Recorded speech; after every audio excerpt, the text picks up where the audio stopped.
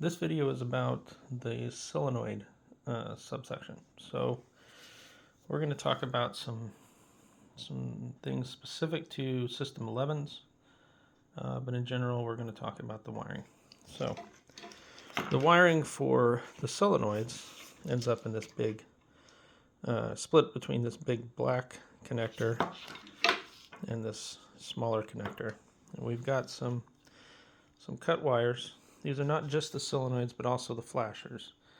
When F-14 was designed, they had extra flashers that were actually too close to mechanisms and were shorting things out. Now, you'll notice there's no light boards on this system.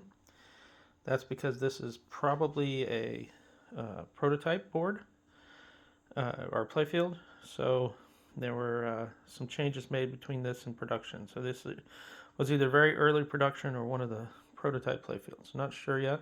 It'd be interesting to find out. So when rewiring the solenoids, you're going to start with a table like this. And you can see that for normal solenoids, you've got a wire, and it goes to a connector, and basically connectors and wires showing you where the solenoid was controlled from and what wire to look for. So these wires are going to end up in this bundle. Now, what makes the System 11s interesting is they have this section here. You'll know that each one of these is connected to a single CPU connection.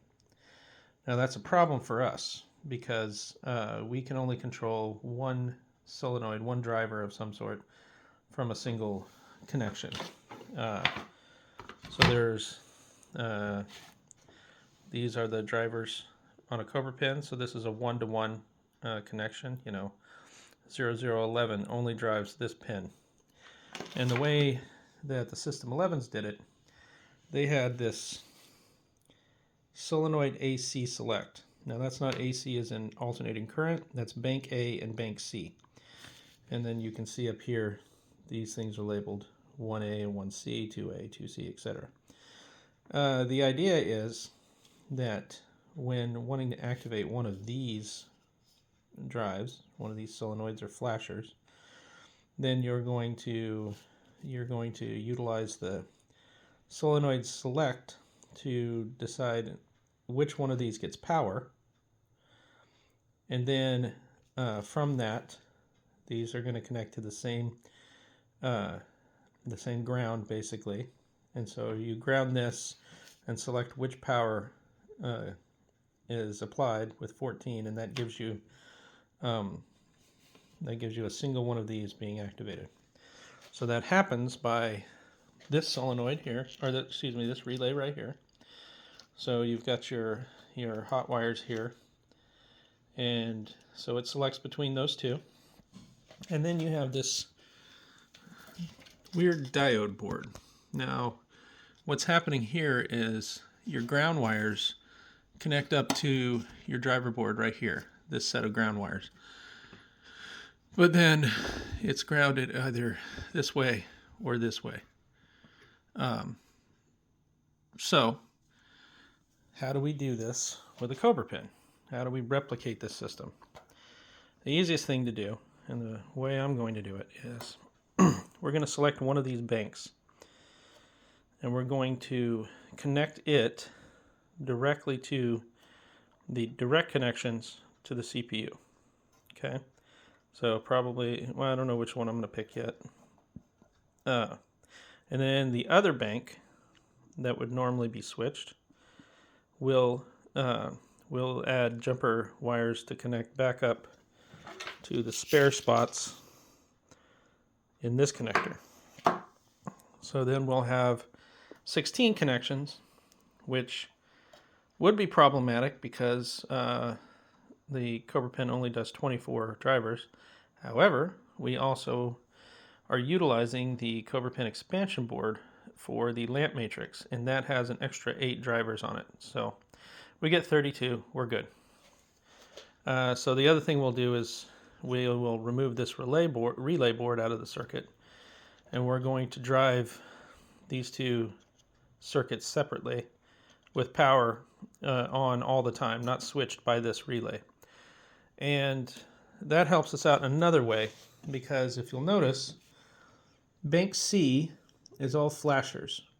And in a modern game, we're going to be utilizing LEDs, and they do not need 28 volts to flash. So it's going to be a lot less voltage, a lot less amperage going through this wiring. So I can feed, say, 12 volts to the C bank and the full 48 volts to the A bank by splitting these apart like this. So that's going to be the plan. The next video will be demonstrating that, actually showing the conversion having been made. Now, that being said, I have tested there's only one flipper that was actually, the flipper mech was actually intact enough to test. So this is one that I just put on there just to make sure that I kept track of it. That's a spare, so I'm completely missing one of my flippers over here. The entire assembly's gone. And this assembly here, I'm missing the coil, so I'll have to rebuild that. It won't take long. I've got all that. But the thing that I don't have is a spare base plate. I happen to have two of the same left-sided flipper mech or flipper assembly, no rights. So if I get lucky today, maybe I'll find somebody that has a spare sitting around. If not, then I'll put one on order, and that'll be secondary. I also need a bunch of springs for these mechs that came off. Oh, I did find the metal arms for earlier Williams slingshots will work for these ejects, so should be good with that. To be continued.